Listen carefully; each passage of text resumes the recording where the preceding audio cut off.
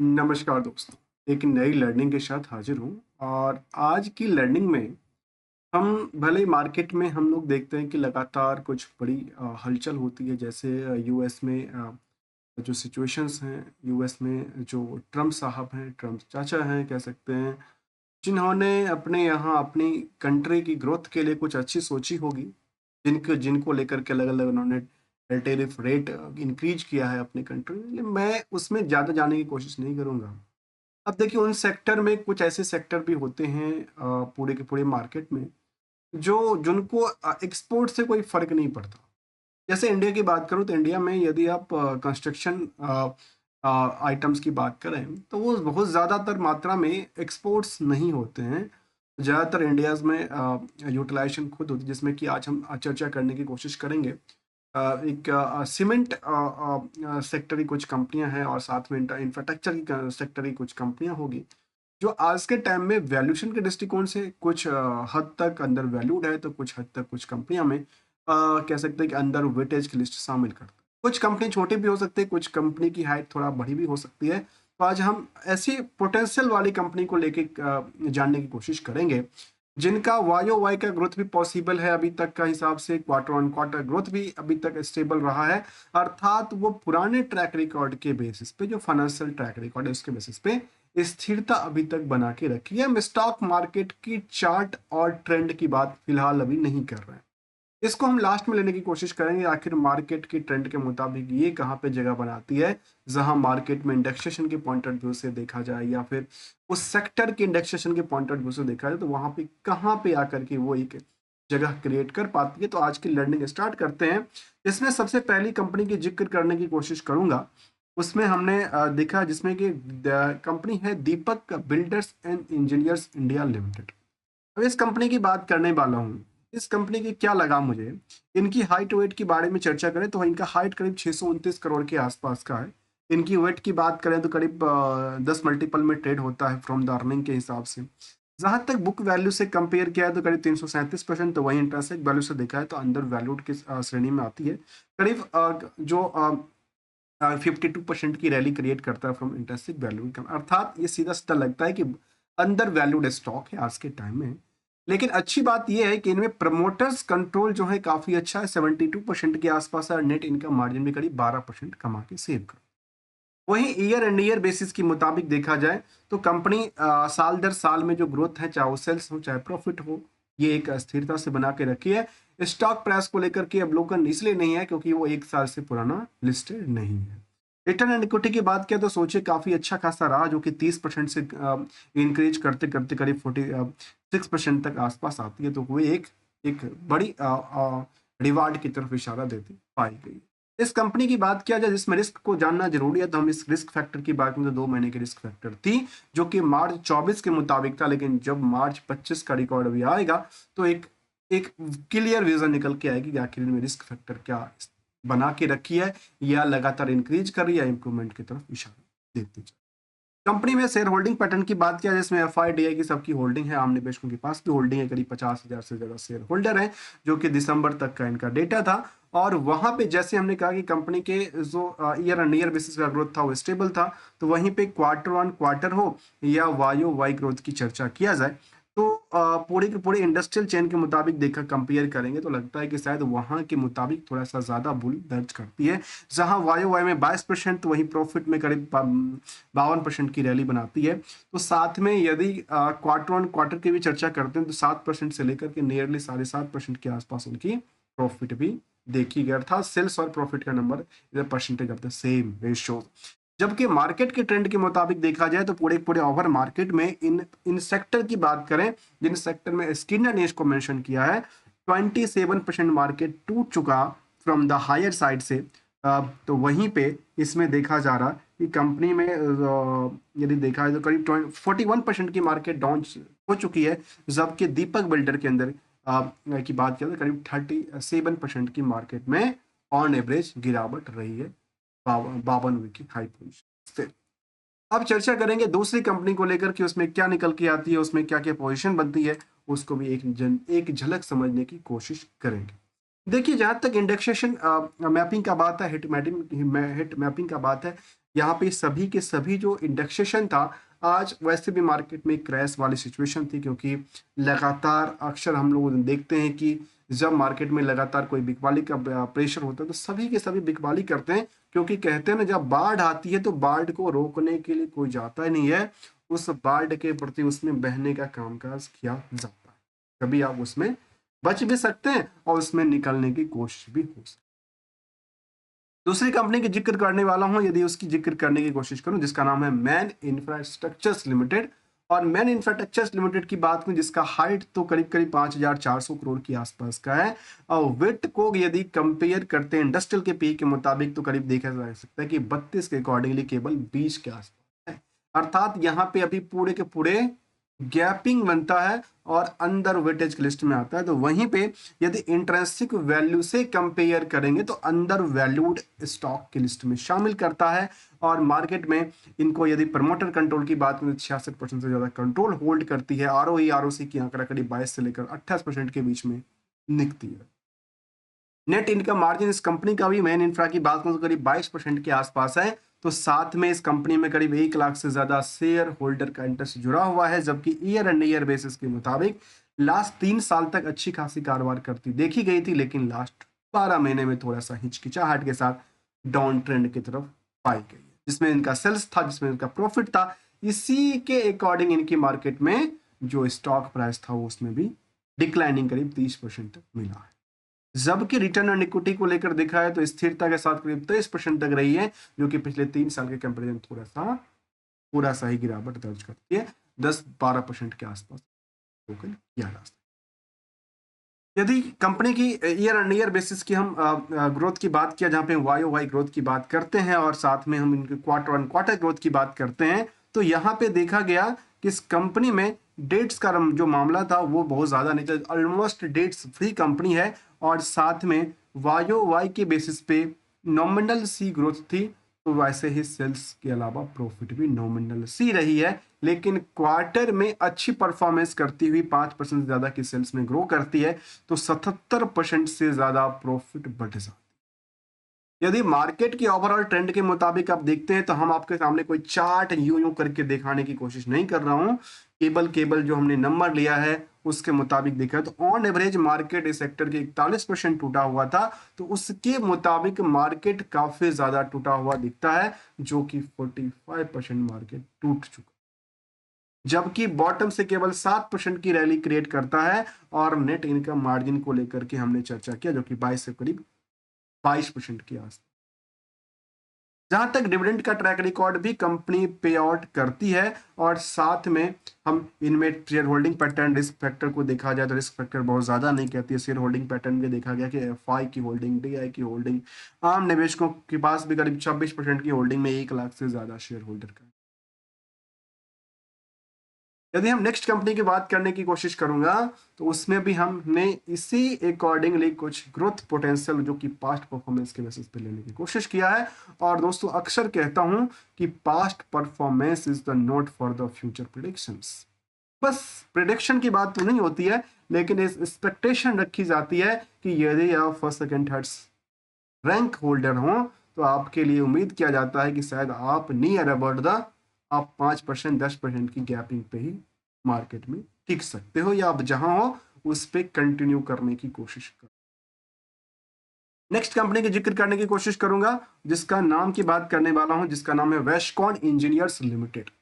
और वेस्टकॉन engineers limited की बात चर्चा करने की कोशिश करूंगा, तो ये भी कंपनी जो है उसी सेक्टर से जुड़ी हुई है, जो कि इंफ्रास्ट्रक्चर और इंफ्रास्ट्रक्चर सेगमेंट से जुड़ी हुई कंपनी है, कंस्ट्रक्शन से जुड़ी हुई कंपनी है।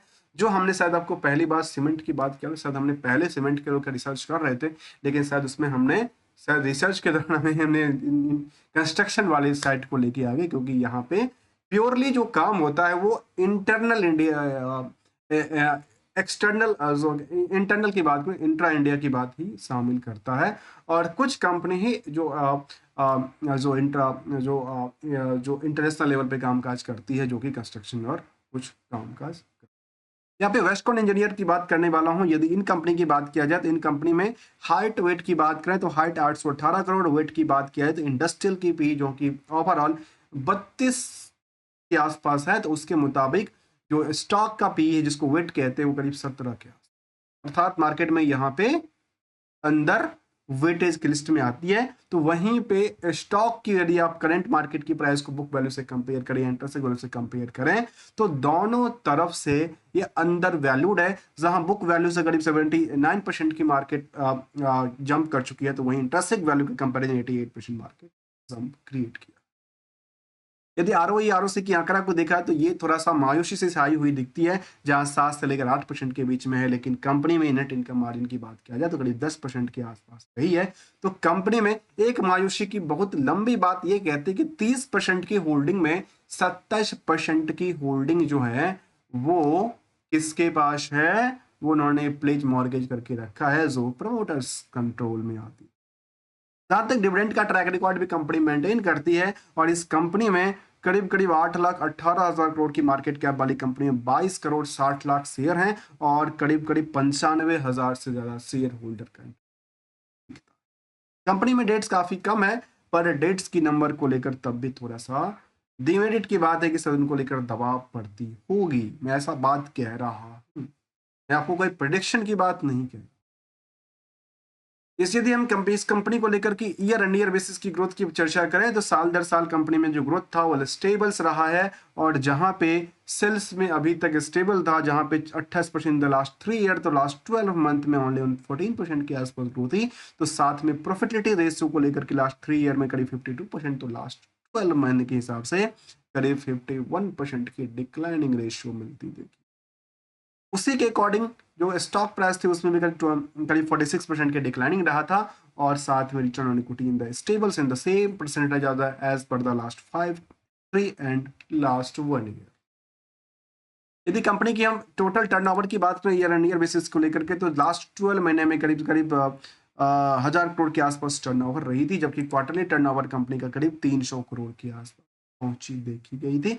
ऑपरेटिंग प्रॉफिट मार्जिन कंपनी में 7% के आसपास फिलहाल के लिए कुछ पीरियड से स्टेबल है, जबकि कंपनी की वायो वाई ग्रोथ की लेकर बात करते हैं। अक्सर कहते हैं कि जब भी हम कोई कंपनी ढूंढ के लाते हैं उसमें ग्रोथ जो है वायो वाई हो, क्वार्टर ऑन क्वार्टर हो, तो क्वार्टर ऑन क्वार्टर भी हो वो भी थोड़ा सा बेटर होना चाहिए, तो from the last periods of the quarter.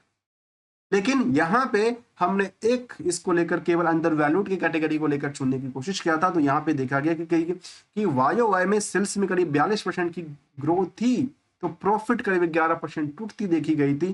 तो उसी डायरेक्शन से यदि क्वार्टर ऑन क्वार्टर की बात किया तो करीब 47% से ज्यादा सेल्स में वृद्धि थी, तो साथ में 632% की प्रॉफिट भी जंप करती पाई गई। यदि डेट्स को लेकर देखा है तो 0.23 का नंबर था, बहुत ज्यादा नंबर तो नहीं दर्ज करती है। हाइट वेट के हिसाब से हमने पहले भी देखा कि वेट काफी कम है, हाइट काफी छोटा सा है, और growth level year and year में थोड़ा सा डिक्लाइनिंग था, तो क्वार्टर ऑन क्वार्टर में काफी ज्यादा उछल कूद करती हुई पाई। मार्केट के ऑन एवरेज के मुताबिक यदि मार्केट के ट्रेंड के मुताबिक चर्चा किया जाए तो ऑन एवरेज मार्केट में करीब 57% मार्केट डिस्काउंट हो चुका है फ्रॉम द 52 वीक की हाई के मुताबिक, तो वहीं पे 13% मार्केट बॉटम से जंप करती पाई। कंपनी की रिस्क फैक्टर की बात किया तो कंस्ट्रक्शन सेक्टर की कंपनियां हैं, वहां पर पैसा लंबे समय तक पेंडिंग रहता है, तो वहीं केवल केवल 92 डेज की बात कहती है। और साथ में यदि इस कंपनी की शेयर होल्डिंग पैटर्न की बात किया जाए तो इस कंपनी में कोई भी FIDI की कोई होल्डिंग नहीं थी, तब भी मार्केट करीब करीब कह सकते हैं 68% की होल्डिंग के साथ बनी हुई आम निवेशक का लिस्ट शामिल करता है, जिसमें करीब करीब 1 लाख से ज्यादा नंबर ऑफ शेयर होल्डर्स, और इसमें दिन बाय दिन लगातार ट्रेंडिंग गिरता जा रहा है। लेकिन दोस्तों हमेशा कहता हूं कि ट्रेंडिंग को भी पकड़ना जरूरी है, भले ही उनकी वो आपके हमारे सामने ये जिक्र करता है कि वो अंडर वैल्यूड ही क्यों ना हो। क्या उम्मीद करता है कि यहां से मार्केट बाउंस बैक क्रिएट करेगा या नहीं, मैं आपको कोई प्रोडिक्शन की बात तो बिल्कुल नहीं करता हूं, लेकिन एक एक्सपेक्टेशन की बात शामिल करने की कोशिश करूंगा, जिसको हम बिना कोई टारगेट और एसएल को दिए हुए फाइनेंशियल परफॉर्मेंस को समझने के लिए और अपनी फाइनेंशियल स्टेबिलिटी बनाने के लिए गोल्डन रूल को अप्लाई करनी जरूरी है, भले प्रोडक्टिविटीज कैसा भी हो। अगले अगली कंपनी को लेकर जिक्र करने की कोशिश करूंगा, तो वो भी इसी सेक्टर की कंपनी जो कि कंस्ट्रक्शन में है, जहां पे मार्केट में जो ग्रोथ है वो बनी हुई है, लेकिन उनमें इंटरनेशनल लेवल पे कारोबार को लेकर कोई बहुत बड़ी हलचल नहीं बनती थी। तो चर्चा करें कंपनी को लेकर के, तो कंपनी का नाम है आरबीएम इंफ्राकॉन लिमिटेड। और आरबीएम इंफ्राकॉन लिमिटेड की बात करें तो इसकी हाइट है 352 करोड़ का और इसकी वेट है 17 का, जबकि ऑन एवरेज जो वेट है करीब 32 के आसपास मिलता है। कंपनी आज भी अंडर वैल्यूड है फ्रॉम द इंटरेंसिक वैल्यू के कंपैरिजन, बट यदि बुक वैल्यू से कंपेयर करें तो 300% मार्केट वैल्यू क्रिएट कर चुका है। डिविडेंड पेइंग के नाम पर 0/0 है, तो वहीं कंपनी में अच्छी बात यह कि 60% से ज्यादा होल्डिंग प्रमोटर के कंट्रोल में बनी हुई दिखती है। आरओई आरओसी की आंकड़ा काफी बेटर है, जो कि 19% से लेकर 28% तक जिक्र करता है। तो नेट इनकम मार्जिन इस कंपनी का काफी कम बनता है, केवल 9% के आसपास। तो कंपनी में डेट्स ऑलमोस्ट फ्री के कगार पे है। तो कंपनी में 1 crore 1 lakh number of share होने के कारण इस कंपनी में नंबर ऑफ शेयर होल्डर केवल 2100 के आसपास मिलता है। मतलब केवल इसके मुताबिक मार्केट में रणनीति थी, लेकिन सोचिए इस कंपनी के स्टॉक प्राइस कभी 1000 रुपए के आसपास था और आजकल 250 रुपए बॉटम से मार्केट उछल करके करीब 350 के रेंज में पहुंचा है। और वहीं पे कंपनी का यदि ईयर एंड ईयर बेसिस की ग्रोथ की अवलोकन किया जाए तो सेल्स लास्ट 3 साल में 50% की कंपाउंडेड डेटा के साथ, तो लास्ट 12 महीने में करीब 56% बनी हुई है। वहीं प्रॉफिट में करीब 118% की लास्ट 3 ईयर, तो लास्ट 12 महीने में करीब 400% की रैली थी। तो मार्केट में स्टॉक प्राइस में भारी सी कट देखने को मिला, जहां 40% से ज्यादा मार्केट टूटा हुआ, जबकि रिटर्न ऑन इक्विटी इनके पक्ष में है, जो कि जिसको कहते हैं कि जिनको कहते हैं स्ट्रांगनेस, और दूसरी तरफ कुछ वीकनेस की पॉइंट। यदि हम ईयर एंड ईयर बेसिस के मुताबिक ही कंपनी का अवलोकन करें तो कंपनी में साल दर साल यदि कंपेयर करते हैं तो सेल्स में 35% की ग्रोथ थी, तो वहीं प्रॉफिट भी करीब 37% की ग्रोथ के साथ काम होगा। क्वार्टरली ग्रोथ की बात किया है तो नॉमिनल रही थी, और क्वार्टरली ग्रोथ में चाहे सेल्स हो चाहे प्रॉफिट का नंबर हो, उसमें बहुत बड़ी रैली नहीं थी। लेकिन पिछले पीरियड के मुकाबले अच्छी खासी स्टेबल की लाइन में खड़ी हुई पाई गई, कोई नेगेटिव इंपैक्ट की तरफ इशारा नहीं है। जबकि मार्केट के ट्रेंड के मुताबिक मार्केट 67% टूटा हुआ दिखता है, जबकि बॉटम से मार्केट 40% जंप करती देखी। यदि इस कंपनी में रिस्क फैक्टर की बात किया जाए, जो कंस्ट्रक्शन सेक्टर की कंपनी है, केवल 2 महीने की रिस्क फैक्टर के साथ कामकाज करती है। तो वहीं एक एसएमई स्टॉक होने की वजह से, शायद छोटा सा स्टॉक होने की वजह से, इस कंपनी में 2000 के आसपास होल्डर है। कोई भी एफआईडीआई की कोई भी इसमें इंटरेस्ट पार्ट नहीं किया। अगली कंपनी की जिक्र करने वाला हूं, जो कि इसी अकॉर्डिंगली कुछ नई कंपनी होगी, और उस कंपनी में भी हमने ग्रोथ लेवल को लेकर अवलोकन करने की कोशिश करेंगे। और इस सेगमेंट में ये भले ही मार्केट की ट्रेंड के मुताबिक गिरता हुआ दिखता हो, लेकिन इस सेक्टर की कामकाज इंडिया में बची हुई है। भले ही यूएस में ट्रेड वार स्टार्ट हो गया, लेकिन यहाँ पे इंडिया में क्या ऐसे, क्या फ्लो बंद हो जाएगा, क्या कंस्ट्रक्शन का काम बंद हो जाएगा, क्या इंफ्रास्ट्रक्चर का काम बंद हो जाएगा, पॉसिबल नहीं दिखता। भले ही मार्केट कई बार ऊपर नीचे चलती है। ये एक प्रॉफिट पैसा कमाने के जरिया है कि जिनके पास बड़ी मात्रा में पैसे हैं उनके पास ही सब कुछ है, तो चाहे तो मार्केट में डिस्काउंट में बेचेंगे। और डिस्काउंट में बेचने का मतलब अपनी नुकसान नहीं कर रहे हैं, वो जिन्होंने लेके रखे हैं, तो उनके पास कुछ ना कुछ फायदा ही होगा। नुकसान में बड़े निवेशक कभी नहीं, बड़े निवेशक कभी भी नुकसान में नहीं। चर्चा करने वाला हूं चौथी कंपनी को लेकर के, साथ चौथी कंपनी है जिसका नाम है नीला इंफ्रास्ट्रक्चर लिमिटेड। नीला इंफ्रास्ट्रक्चर लिमिटेड की चर्चा करो, जिसका हाइट की बात किया तो 345 करोड़ के आसपास, तो वहीं वेट की बात किया तो करीब 16 के मल्टीपल में ट्रेड हो रहा अर्निंग के, जबकि कोड इंडस्ट्रियल चैन 32 के आसपास है, तो उसके मुताबिक केवल आधा के आसपास बचा हुआ है। जबकि कंपनी की जो वैल्यूशन है, करंट मार्केट की प्राइस है, वो चाहे इंट्रिंसिक वैल्यू चाहे बुक वैल्यू से थोड़ा सा बढ़ा हुआ दिखता है, पर वो ओवर हीटेड नहीं है, क्योंकि ओवर वेटेज भी नहीं है। और इसमें प्रमोटर कंट्रोल करीब 61% से ज्यादा है, जो कि अच्छी बात है।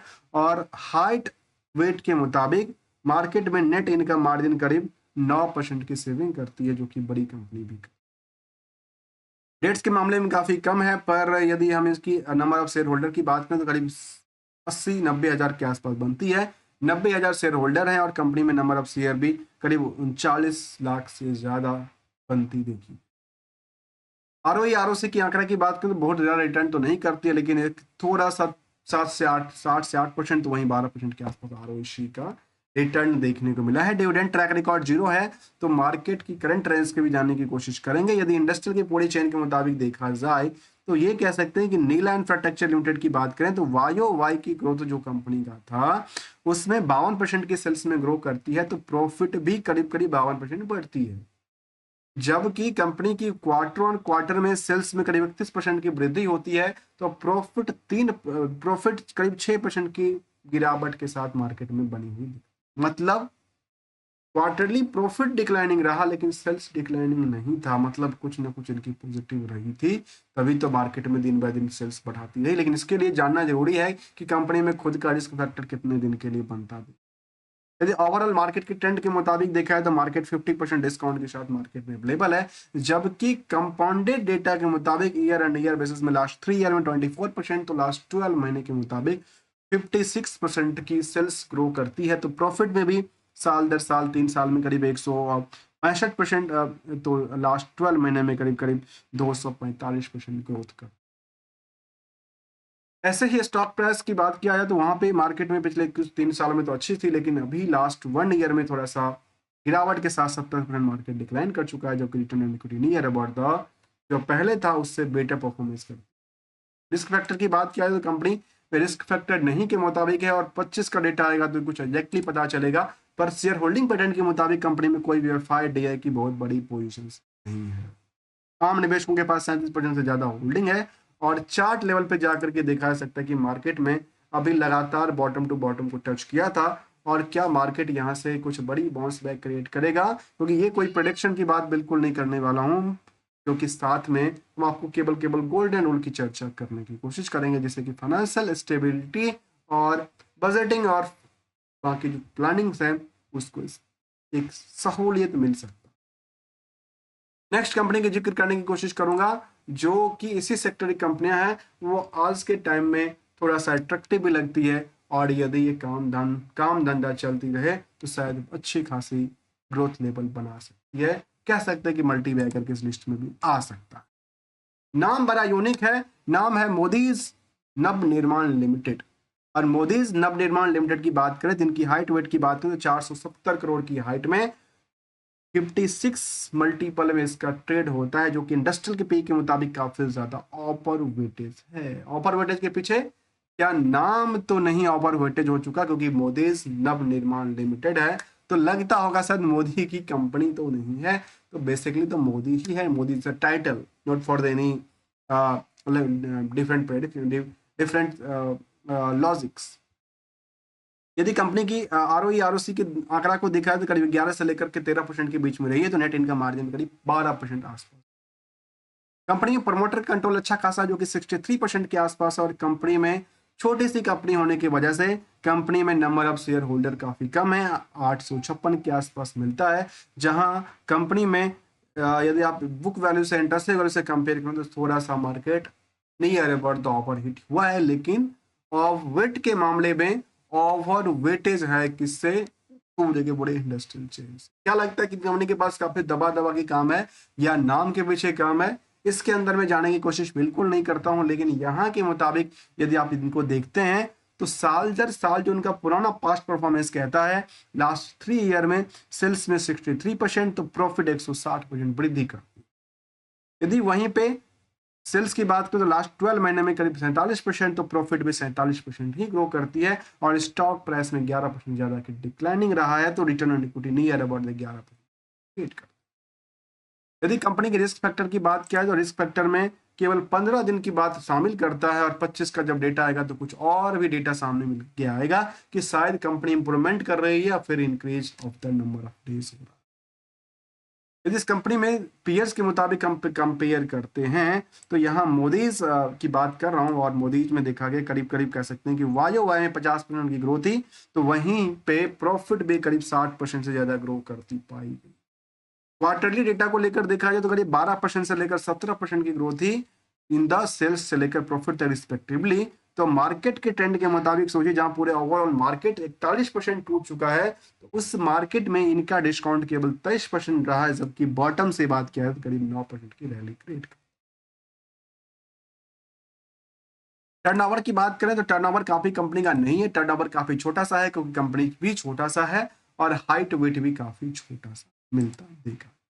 यदि कंपनी में शेयर होल्डिंग पैटर्न की बात करें तो एफआई की होल्डिंग सोचिए, जिस छोटी सी कंपनी है, जिस कंपनी का मार्केट कैप करीब 500 करोड़ से कम है, उस कंपनी में एफआईआई की भूमिका 6% से ज्यादा बनी हुई है, तो पब्लिक की होल्डिंग करीब 29% से ज्यादा है।